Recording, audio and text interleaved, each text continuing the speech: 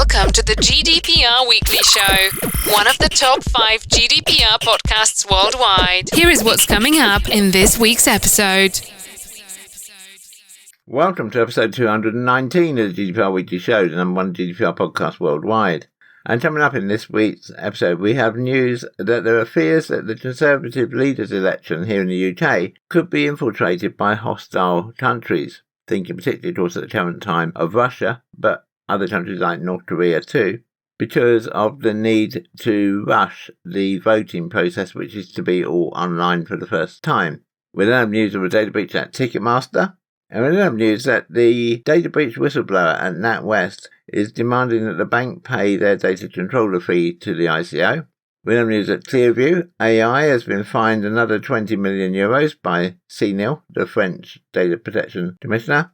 And we then travel to Lexington in Kentucky in the USA, where Nelnet has had a data breach. We then return to the UK, where Nadeem Zahawi has said that UK businesses must do more to boost their cyber defences. With that in mind, the National Cyber Security Service has issued 5 steps that organisations can follow to improve the security of their supply chain. We then travel to Ireland, where Mediahaus has settled several data breach claims. And then to California, where California Pizza Kitchen has reached a lawsuit settlement after a data breach.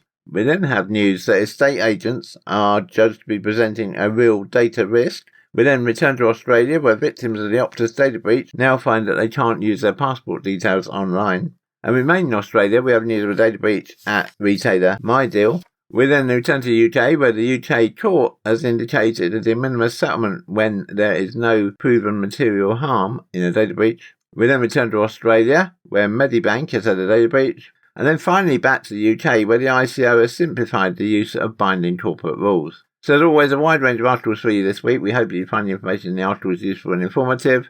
If you do have any feedback for us, please do email us at feedback@gdprweeklyshow.com.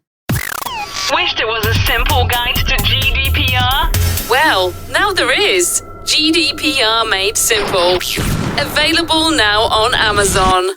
With the news this week, the Liz Truss stood down as the UK Prime Minister after only 45 days, and we are now to have an election within the Conservative Party of a new Conservative Party leader and therefore a new Prime Minister within the next 7 days and possibly as soon as Monday. Fears have been expressed that Russia could have stooges ready to tip the balance of the Tory leadership race if it goes to an online vote. GCHQ has also said that it is worried that there are fears of an online strike. One of the problems is that no one's quite sure how many members the Conservative Party has, with estimates ranging from 180,000 to 200,000, and part of that reason is because the party's website has a membership option called Conservatives Abroad, which says anyone living anywhere in the world is welcome to join Conservatives Abroad from just £25 a year, and that £25 a year does get you a vote in the leadership contest. While many overseas Tory voters are probably going to be legitimate UK citizens or expats, others could be stooges by Russia or North Korea or any other rebel nation. Observers have pointed out that the margin last time was low and it would not take many votes to swing it in one direction or the other. The National Cyber Security Centre, the NCSC, part of GCHQ, said the process was vulnerable to interference, forcing the party to delay sending out ballot slips. Those opting to cast their vote online had to submit a single-use code and answer security questions. This time around, of course, it's only going to be online, so it's not quite certain how that process is going to work. If the party are going to be able to do it in time for a vote to be declared on Friday, when the candidates won't be known until Monday afternoon. A spokesperson for National Cyber Security Centre said defending UK democratic and electoral processes is a priority for the National Cyber Security Centre, and we work closely with all parliamentary political parties, local authorities and MPs to provide cyber security guidance and support. As the UK's National Technical Authority for Cyber Security, we continue to provide advice to the Conservative Party, including on security considerations for online leadership voting. We did contact the Conservative Party yesterday for a comment, but at the time of going into broadcast, no one has come back to us. You're listening to the GDPR Weekly Show with your host, Keith Budden. If you're a regular listener to the GDPR Weekly Show, then you will have heard us talk about previous data breaches at Ticketmaster in episodes 38 and 117. And this week, there's been another security breach at Ticketmaster. Ticketmaster has revealed that it suffered a major security breach after being hit in a cyber attack last night. Thousands of UK customers may have been infected by the breach, which is reportedly caused by malicious software on third-party customer support product Inventor Technologies. Obviously, this story is only just breaking, and so we've reached out to Ticketmaster and Inventor for comments, and when we received them, we will, of course, bring them to you, hopefully, in next week's episode of the GDPR Weekly Show. For those real long-time listeners of the GDPR Weekly Show, you might remember that back in episode 54, we brought you reports of a data breach at RBS, the Royal Bank of Scotland, and then NatWest, which it was claimed to have been covered up for over 10 years. Well, this week, the former Royal Bank of Scotland worker who blew the whistle on the bank's lax data protection practices, and to this day says they still have thousands of sensitive customer data files under their bed, is demanding that the Royal Bank of Scotland parent NatWest Group pay for a data controller fee. The Whistleblower and the NatWest Group are yet to reach an agreement on the return of the 1,600 paper-based customer files to the bank, some of which contain sensitive data of current customers.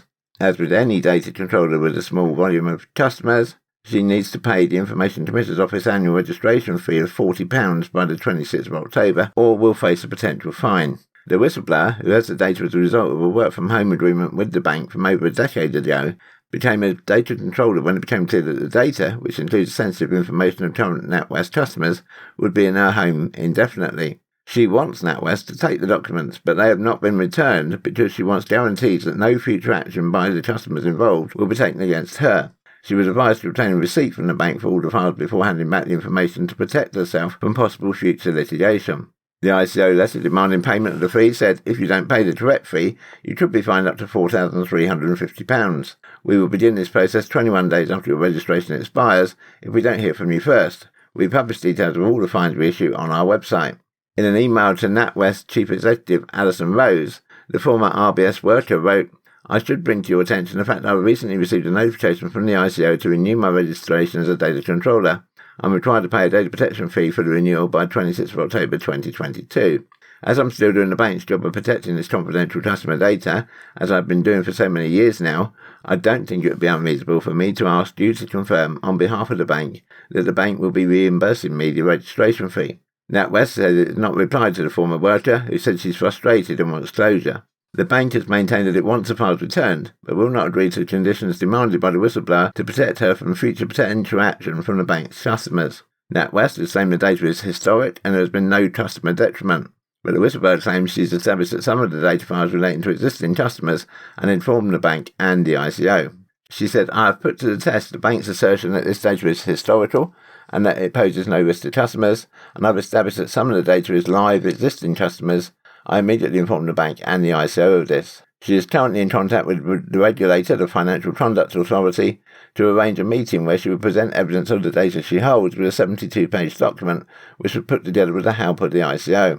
To give a bit of background, in 2006, the data was sent to the worker's home as part of a work arrangement in breach of data protection rules. The worker was given the opportunity to work from home and, on the bank's instructions, used customer banking information to help her generate mortgage and loans business. Over 3 years, she received thousands of paper documents, about 1,600 of which are still stored in her home. When the worker became concerned the arrangement could breach data protection rules, she put everything in writing to her manager and inadvertently blew the whistle on the bank's lax data security practices. The former worker was sacked by the bank in 2009 and has been calling on the bank to collect the files ever since. In 2012, the ICO investigated the case and slapped the bank's wrist over the arrangement.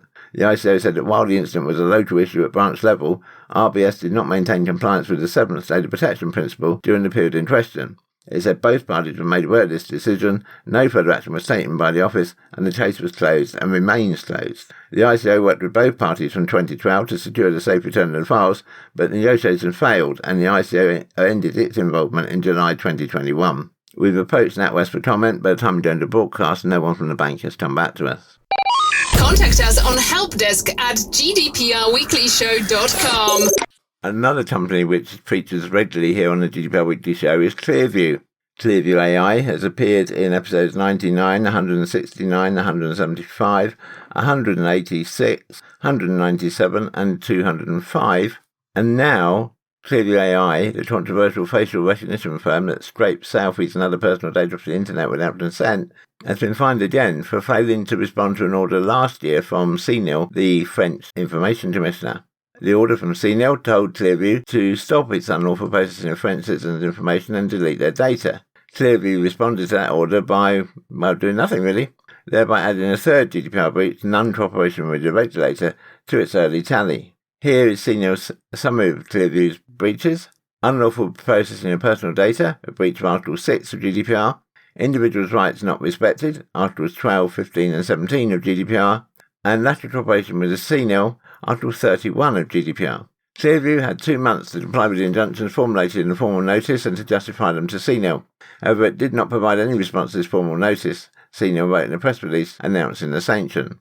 The chair of the CNIL therefore decided to refer the matter to the Restricted Committee, which is in charge of issuing sanctions. On the basis of the information brought to its attention, the Restricted Committee decided to impose a maximum financial penalty of €20 million, according to Article 83 of GDPR. As you will probably know, GDPR allows for penalties of up to 4% of a firm's worldwide annual revenue, or €20 million, whichever is the higher. But CNIL's press release makes it clear that it's imposing the maximum amount it possibly can in this particular case. Of course, whether France will ever see a penny of this money from Clearview is another question. The US-based company has been issued with a slew of penalties by other data protection agencies across Europe in recent months, including €20 million fines from Italy and Greece, and a smaller penalty from the ICO here in the UK.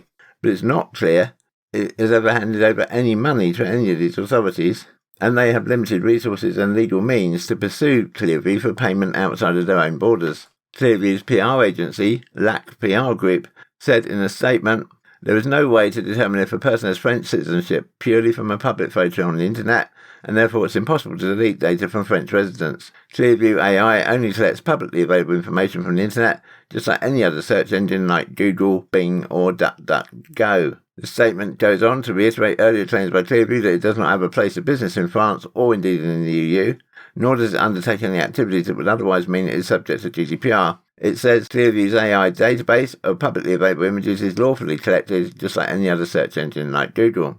Now, of course, in theory at least, GDPR has extraterritorial reach, so its formal arguments are meaningless, while its claim of not doing anything that would make it subject to GDPR simply just looks absurd. The statement continues with another much trotted out claim in Clearview's public statements, responding to the flow of regulatory sanctions its business attracts that created its facial recognition tech, with the purpose of helping to make communities safer and assisting law enforcement in solving heinous crimes against children, seniors and other victims of unscrupulous acts, not to cash in by unlawfully exploiting people's privacy. Not that in any case having a pure motive would make any difference to its requirement under European law to have a valid legal basis to process people's data in the first place. A statement went on to say, "We only collect public data from the open internet and comply with all standards of privacy and law. I'm heartbroken by the misrepresentation by some in France, where we do no business, of Clearview AI's technology to society. My intention and those of my company have always been to help communities and their people to live better, safer lives." Whilst it may claim it has a right to ignore fines from European regulators, Clearview has not been absent from receiving fines from regulators in the USA. Earlier this year, it agreed to settle a lawsuit that had been accused of running afoul of an Illinois law banning the use of individuals' biometric data without their consent. The settlement included Clearview agreeing to some limits on its ability to sell its software to most US companies, but it still trumpeted the outcome as a huge win, claiming it would be able to circumvent the ruling by selling its algorithm, rather than the access to the database, to private companies in the US. If we get any further update on this from Clearview or from CNIL, we will of course bring it to you in the next available episode of the GDPR Weekly Show. Wished it was a simple guide to GDPR? Well, now there is. GDPR Made Simple. Available now on Amazon. To Lexington in Kentucky in the USA now, and a student loan servicing technology, Nelnet Servicing, reported a data breach exposing personal information of students with loans from Oklahoma Student Loan Authority, OSLA, and Ed Financial. While this breach is not involved with any University of Kentucky systems, UK Information Technology Services, UK ITS, would like to make students aware of the potential implications of the breach. Further investigation of the Nelnet Services breach indicates that student loan information of over 2.5 million individuals was exposed. The information includes full name, physical address, email address, phone number, and social security number. It did not include any financial information. If you were impacted by this breach, it means that bad actors could use your information for subsequent attacks like phishing, social engineering, impersonation, and various scamming schemes. If your information was exposed by this breach, you should have received a notification from OSLA or Ed Financial. UK ITS recommends remaining diligent in protecting yourself from identity fraud and to be closely monitoring bank accounts and financial statements. Enabling two-factor authentication for any accounts that offer it is strongly encouraged. Regular checking credit reports is also advised. You're listening to the GDPR Weekly Show with your host, Keith Budden. UK businesses must start taking cybercrime more seriously and should do more to boost their cyber defences, according to Nadim Zahawi, the Chancellor of the Duchy of Lancaster and the UK government's lead Minister for Cybersecurity. This includes working more closely with the government to better protect UK companies and the economic growth of the nation, Zahawi said. His words come just a few days after Sir Jeremy Fleming, director of GCHQ, warned that fear is driving the Chinese state to manipulate the tech ecosystem and threaten global security. Speaking this week, Zahawi said that UK businesses need to stop thinking of cybersecurity as an issue just for company IT departments and treat it as a business priority, saying it is now a board-level problem that must be met with board-level intervention. He also highlighted the importance of cybersecurity to the wider UK economy, urging companies to tighten cyber defences and stating it's not possible to achieve economic growth without economic security in a digital world. It is clear from the number of businesses that have suffered cyber attacks that this is an area of vulnerability, Zahawi added. So my message to businesses is clear. Work more closely with us on building skills, training and online defences, which will all have a positive impact on the success of your companies and will in turn help us deliver our ambitious plan to increase economic prosperity and put more money in people's pockets. Zahawi is set to chair a new National Cyber Advisory Board as part of the UK Government's National Cyber Strategy 2022. The board will bring together leaders from academia, industry and the third sector from across the UK, allowing government to hear alternative viewpoints and harness networks from across the cyber ecosystem, mobilising them to support delivery across all 5 pillars of the strategy. Speaking at this year's annual security lecture, GCHQ Director Sir Jeremy Fleming warned that the Chinese Communist Party, the CCP, had a fear of losing its grip on power, its people and the international rules-based system, but because of that is threatening both UK and global security. He said that China has deliberately and patiently set out to gain strategic advantage by shaping the world's technology ecosystems, potentially impacting issues critical to the UK's well-being, including intelligence, cyber operations and economic growth. I'm clear that we have no issue with the nation of China rising up to meet its potential, and we certainly have no issue with the people of China and the Chinese community who contribute hugely to life here in the UK. The UK wants to compete and to collaborate with a strong China, Fleming said. However, it is how that strength is used, or indeed misused, by the Chinese Communist Party that's at the heart of the issues we face, he added.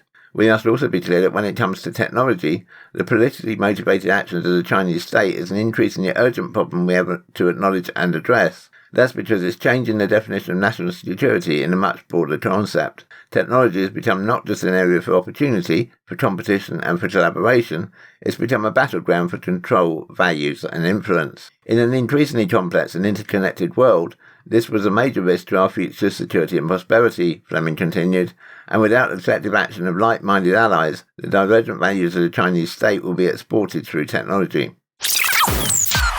Continuing from the theme of our previous article, the National Cybersecurity Centre has issued new guidance on 5 distinct stages to help organisations effectively assess the cybersecurity of their supply chains. They say the first step, before you start really, is to understand why your organisation should care about supply chain cybersecurity, identify the key players in your organisation and understand how your organisation evaluates risk. The outputs from this stage should include better understanding of the threats to your supply chain based on the nature of the relationship you have with your suppliers and the access they have to your systems and services, establishment of a team to develop a new approach to assessing supply chain cybersecurity and senior management buy-in to implement any changes, and increased understanding of existing risk appetites and processes within your organisation. They then move on to step 2, which is to develop an approach to assess supply chain cybersecurity.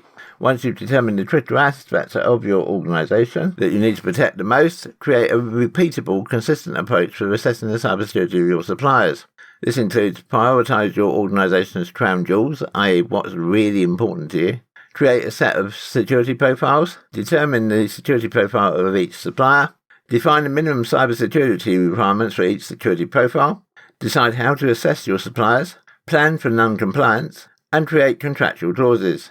Outputs from this stage should include a clear understanding of the most critical aspects of your organisation, with criteria for determining what assurances you need from suppliers to be able to protect them, questions for determining the security profile of each supplier, and a supplier security management plan to track compliance with cybersecurity requirements. We then move on to step 3, which is applying the approach to any new supplier relationships. Embed new security practices throughout the contract lifestyle of new suppliers, from procurement and supplier selection through to contract closure, the NCSC advises. This should focus on educating teams to ensure the people involved in assessing suppliers are aware of the threats posed, understand their role in reducing the risk, and the process that you have defined for your organisation. It should also involve embedding cybersecurity controls throughout the contract's duration, from decision to outsource, supplier selection, contract awards, supply delivery to termination, along with regular mentoring of supplier performance and reporting of progress to the board.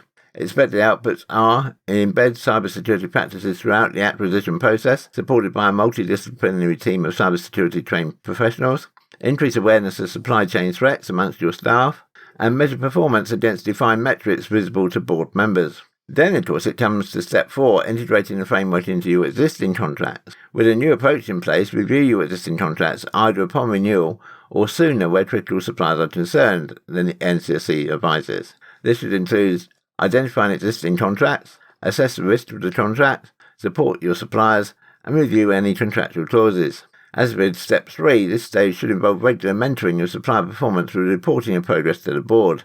Expected outputs include a register, recording all suppliers, identification of suppliers with security shortfalls, and an improved approach based on any lessons learned.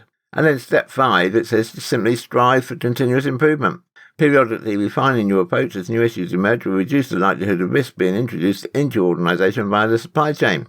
3 key aspects here are to evaluate the framework and its components regularly, maintain awareness of evolving threats, and update practices accordingly, and make sure you collaborate with your suppliers, all with the aim of establishing a foundation for continuous improvement. Contact us on helpdesk@gdprweeklyshow.com. To Southern Ireland now, and Mediahaus Ireland, the publisher formerly known as Independent News and Media, INM, has moved to settle many of the claims made against it by the so-called INM-19, a cohort of people with various links to the company whose emails were illegally accessed in a data breach in 2014. It has also moved to settle some of the claims made by certain current and former editors within the group who alleged that their private data was improperly accessed without their knowledge in data breaches separate to the one concerning the INM-19. Mediahaus, which declined to comment, is understood to have set aside about €10 million to settle the litany of data cases, including the INM-19 breach, which was later found to be illegal by the Data Protection Commission, the DPC, and involved technical consultants secretly scouring journalists' emails. Several high-profile names among the INM-19 are understood to have settled in recent weeks. They include INM's former chief executive, Vincent Crowley, and Sam Smythe, a former star columnist at the Irish Independent, who is believed to have settled for a large 6-figure sum. Other settlements costing Mediahaus more than €100,000 each, including legal fees, are believed to have been reached with public relations executives Mark Kenny, Jonathan Neelan, Harriet Manser, and Jennifer Kilroy, who are members of the INM-19. Solicitor Simon McLeese, who represents many of the INM-19 and also sued INM himself, is also believed to have been approached to settle by Mediahaus. He declined to make any comment.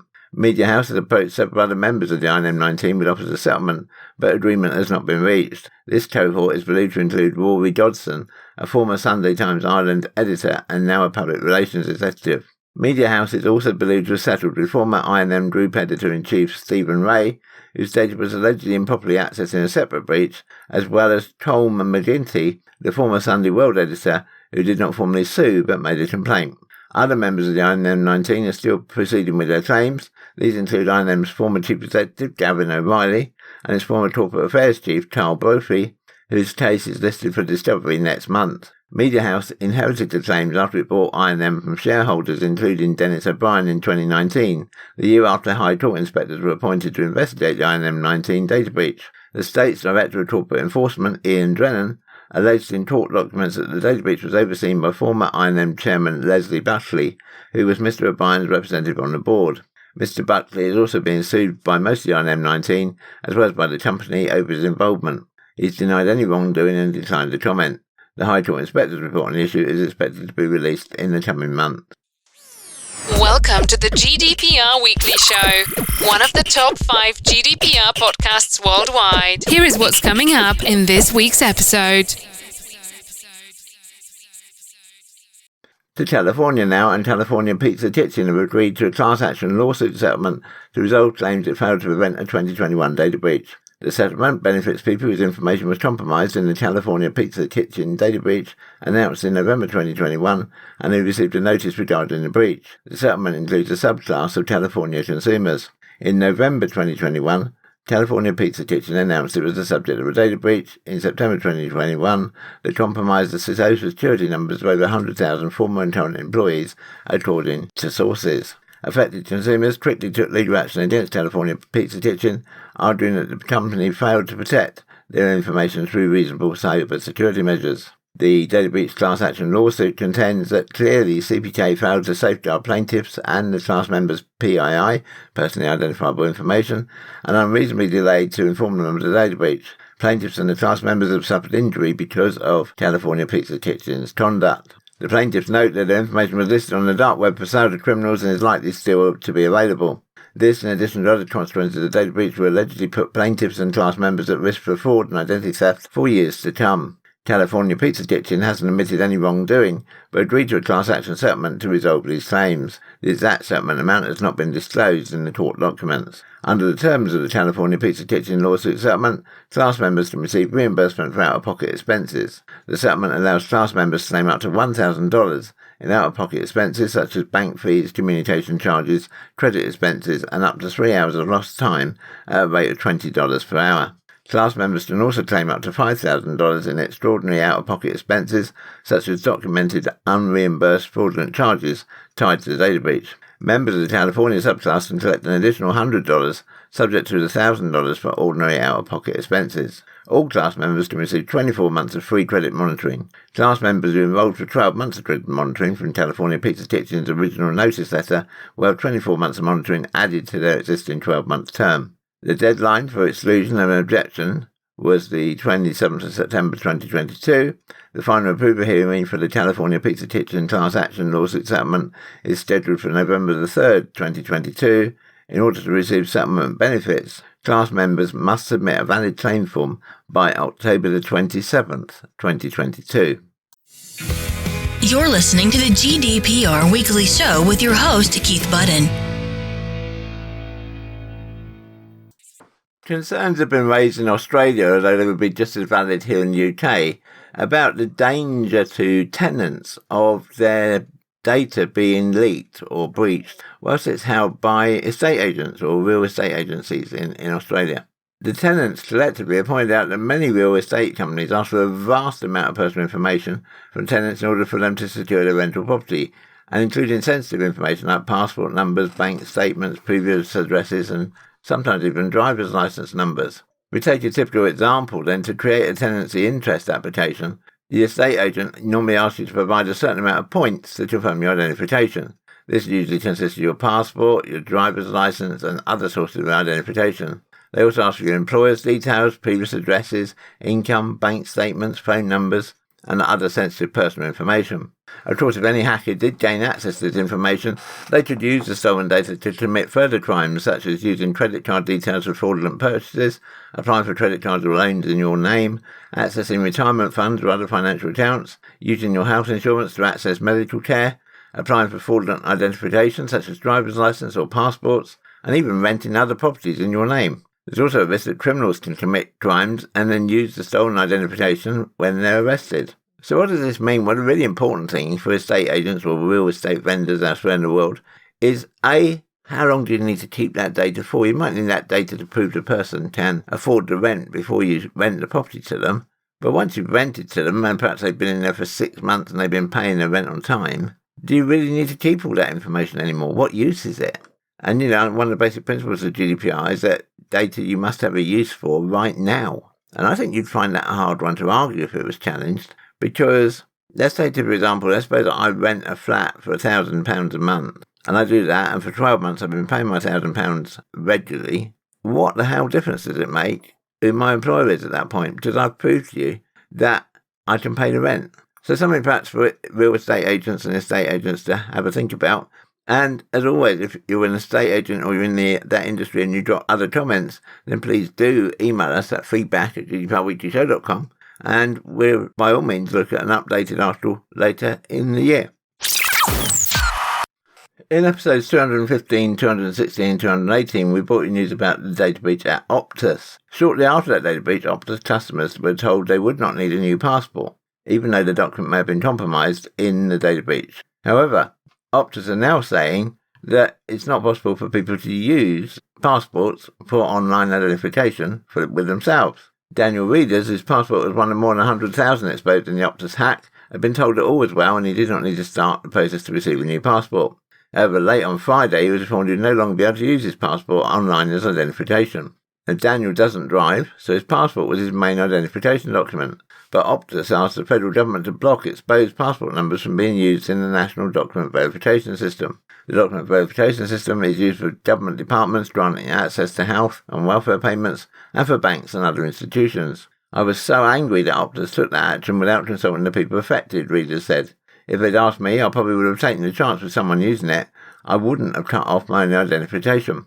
More than 3 weeks after Optus revealed a massive cyber attack that put about 10 million customers at risk, ramifications continue to become clear. Optus said valid passports would be blocked from the DVS for 3 years past their expiry. There were specific circumstances where customers would be reimbursed to replace their passports, but the process was yet to be formalised. The Australian Passport Office said the move would safeguard customers' personal identification online. Once a customer's Australian passport has been blocked through the DVS, they can still take their passport physically with them to an institution or establishment as proof of identity, they said. The alleged hacker took names, birth dates, phone numbers, addresses, passport, healthcare and driver's licence details. In the confusion and panic after the attack, people queued to replace their compromised documents, and the government has now ramped up its efforts to tighten up privacy laws. The Prime Minister, Anthony Albanese, said Optus should pick up the tab for new passports, and Optus has said it would pay for replacements. On Friday, Optus Chief Executive Kelly Bayer-Rosamin said the right safeguards have been put in place so that no customer who had passport number exposed needed to get a new passport. But their existing passports would now no longer be accepted online for crucial administrative tasks. The Department of Home Affairs created a register so that compromised identities would not be used fraudulently. It does that by stopping them being verified through the DVS. However, this means rightful owners will not be able to use them online, the department said in a statement. New credentials issued following the data breach will work as normal. In the interim, impacted individuals should consider using alternative credentials or speak to their service provider that asks for the identification for other options, such as visiting the service provider in person to present the credentials. Readers has now switched to a new telecom company and accused Optus of bad faith. It was sneaky dropping that in my inbox at 4 p.m. on a Friday, he said. We've contacted Optus for a statement, but at the time of doing the broadcast, they've not come back to us. Contact us on helpdesk@gdprweeklyshow.com. To Australia again now. An Australian online retail marketplace, MyDeal, has confirmed that it was a victim of a data breach that exposed the data of around 2.2 million customers. MyDeal, which is a subsidiary of supermarket chain Woolworths, has confirmed it would be contacting all those affected by the breach via email, as well as alerting relevant regulatory authorities and government agencies. In a statement, Woolworths said that the breach was caused by a malicious actor using a compromised user's credentials to gain unauthorized access to MyDeal's customer relationship management CRM system. Customer information exposed during the cyber attack included names, dates of birth, phone numbers and email addresses. For 1.2 million customers, the data exposed was limited to their email address. Confidential information like passport, payment card and driver's license details is not stored by MyDeal and therefore was not exposed in the hack. There's been no risk of compromise of Woolworths Group platforms, as the MyDeal data network and CRM system is operated on a separate network to its parent company. CEO of MyDeal, Sean Serpentin, said, "We apologise for the considerable concern that this would cause our affected customers. We have acted quickly to identify and mitigate unauthorised access and have increased the monitoring of networks. We will continue to work with the relevant authorities to investigate the incident, and we will keep our customers fully informed of any further updates impacting them." Pieter van der Meer, Group Chief Security Officer at Woolworths, added, "Woolworths Group cybersecurity and privacy teams are fully engaged and working closely with MyDeal to support their response." Wished it was a simple guide to GDPR? Well, now there is. GDPR Made Simple. Available now on Amazon. Another court ruling which has proven useful in establishing the de facto settlement figures for data breaches in the UK emerged this week.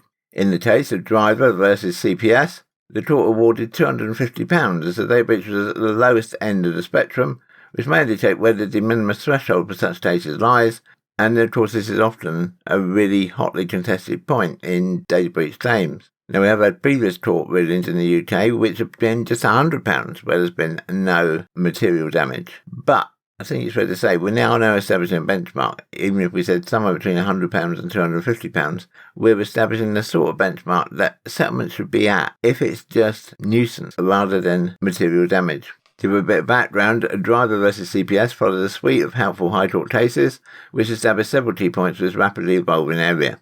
These include that mass claims for data breaches require claimants to show that all prospective claimants have the same interest, which the Supreme Court recently held was not met in a claim brought against Google on behalf of 4.4 million iPhone users. There was a case of Lloyd versus Google, which we've covered several times here on the GDPR Weekly Show. That non-statutory data claims, i.e. the breach of confidence and misuse of private information, does not impose a wider general data security duty, nor is there a wider duty of care for negligence claims, as established in Warren versus Ditson Stores Group, and that speculative distress-only claims may fall under the de minimis threshold and lead to indemnity costs being awarded against the claimants, as in the case of Rolfe versus Veal. The cases also indicate that low-risk distress-only data breach claims should be allocated to the small claims track, regardless of the alleged complexity of the issues. This was established in the case of Johnson versus Eastlight. This has key implications for claimant firms as the scope of recovery of often disproportionate costs is very limited, including where claims are funded by after-the-event insurance or for where Part 36 offers have been made. In Driver versus CPS, the claimant was a local politician who had previously been linked to a police operation looking into local government corruption, details of which were in the public domain. Responding to a member of the public's request for an update on the investigation, the CPS stated in an email, a charging file has been referred from the Operation Sheridan investigation team to the CPS for consideration. At this stage, I'm unable to provide you with any more detail. The recipient then sent an email to a small number of third parties, including the media.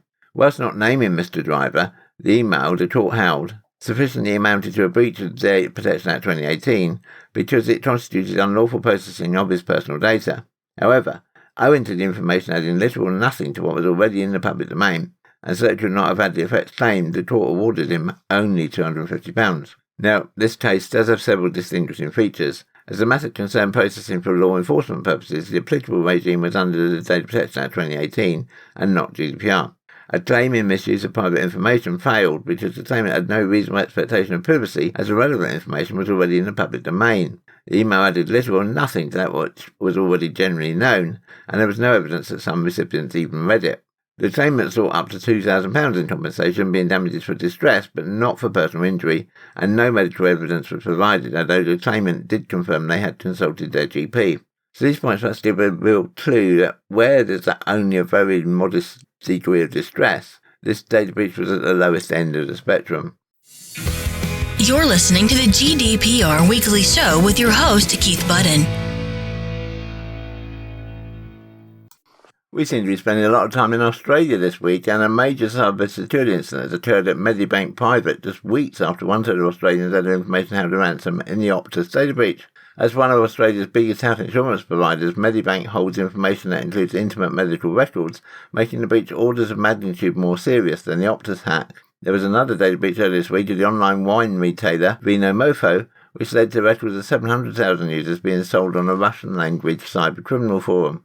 In the wake of the Medibank breach, the Cybersecurity Minister, Claire O'Neill, warned of a new world under a relentless cyber attack, while Australia's security agencies scrambled to manage the fallout.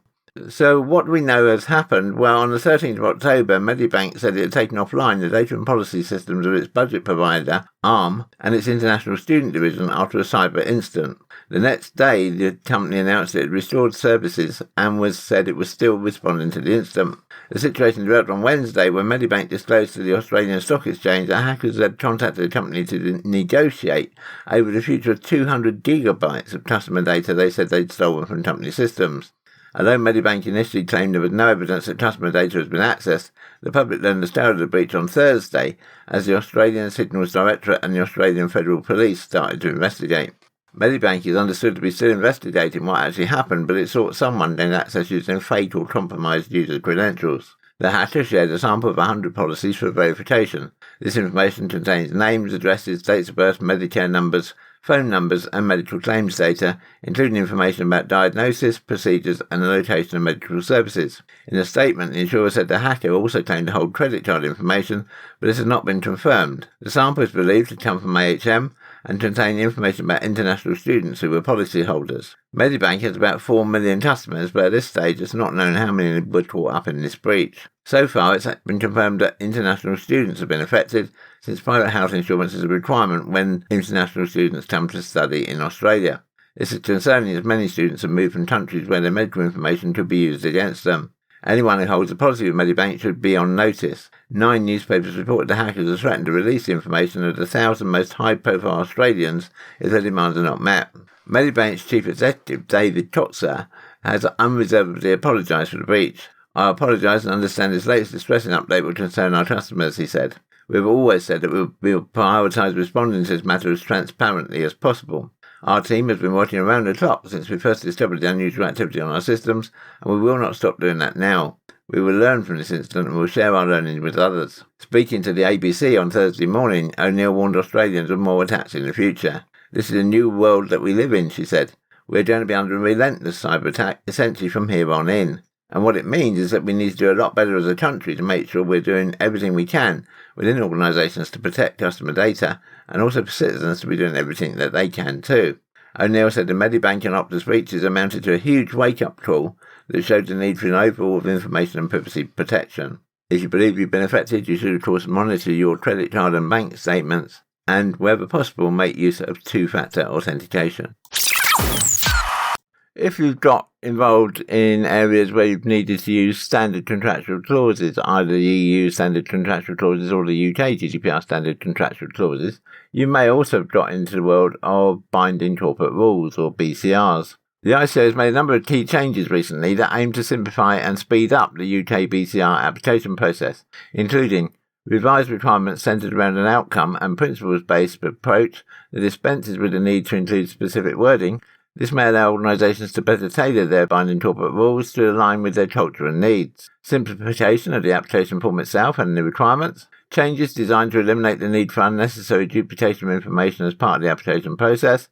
And the T-list requirements, known as the referential tables, have been simplified and recast. For example, there's now just one core UK referential table, plus an additional annex for those seeking processors binding corporate rules. In contrast, the EU data protection regime will continue to have 2 entirely separate and more complex referential tables for controller binding corporate rules and processor binding corporate rules. Under the ICO's new approach, a UK BCR will include an application form plus completed referential tables, a binding instrument. This is the mechanism that makes the UK binding corporate rules binding and enforceable both internally and externally by third-party data subjects. The ICO has said it will use the preferred instrument to be an intra-group agreement, and a binding corporate rules policy, a document to be made publicly available to inform individuals about how the binding corporate rules will apply to their data and their data rights. The policy must ensure that data subjects understand that they have enforceable rights under the binding corporate rules, and internal policies and procedures in support of the binding corporate rules. The UK binding corporate rule regime will continue to distinguish between controller binding corporate rules and processor binding corporate rules. But remember that binding corporate rules by themselves just simply aren't enough. Before binding corporate rules or standard contractual clauses may be used to make a transfer of personal data outside of the UK, a transfer risk assessment, a TRA, must be undertaken for the specific transfer to ensure appropriate safeguards are in place in the circumstances. TRAs must consider various factors such as surveillance laws of the destination country. The ICO's updated guidance confirms that UK binding corporate rules do not remove the requirement to conduct a transfer risk assessment for each transfer. Organisations must regularly review their transfer risk assessments and adjust their UK binding corporate rules to address any risks identified, and the ICO may audit your transfer risk assessments at any time. Now, of course, a transfer risk assessment in itself can be a complicated process and challenging for many organisations, but the new guidance confirms that transfer risk assessments will not need to be submitted to the ICO as part of the BCR approval process. Organisations with approved BCRs must also ensure that they meet all the various other compliance requirements under data protection law that are not specific to international transfers, i.e. they must be fully GDPR compliant. The main beneficiaries of this change are, of course, organisations seeking only UK binding corporate rules. The ICO's new approach to binding corporate rules differs sharply from the approach taken in the EU, and the ICO has indicated it's not possible to commingle UK binding corporate rules and EU binding corporate rules, i.e. you don't have to create both sets. Companies will therefore have to navigate two different application processes and requirements to obtain both EU and UK binding corporate rules. This may bring further overheads. It also remains to be seen if the ICO's new approach will result in quicker BCR applications. For example, the less prescriptive approach may require the ICOs to spend more time considering the documents submitted. The ICO has said it will keep its approach to UK BCRs under review and will look for opportunities to improve its guidance and BCR processes as we move forward. If you'd like any help with binding corporate rules or investigating whether they could help your organisation, then please do get in touch with us using the contact details which are coming up right now. Contact us on helpdesk@gdprweeklyshow.com. We hope that you've enjoyed this week's episode of the GDPR Weekly Show and that you found the information useful and informative. We do really appreciate your feedback, so please do email us at feedback@gdprweeklyshow.com with any comments you might have about the articles we've raised this week, or indeed any suggestions you might have for improvements to the show. The GDPR Weekly Show is a Insurity production. Please be advised that any advice given during the show is general in nature and should not be taken as specific legal advice. You should always seek legal advice according to your own specific circumstances. Until next time, bye-bye.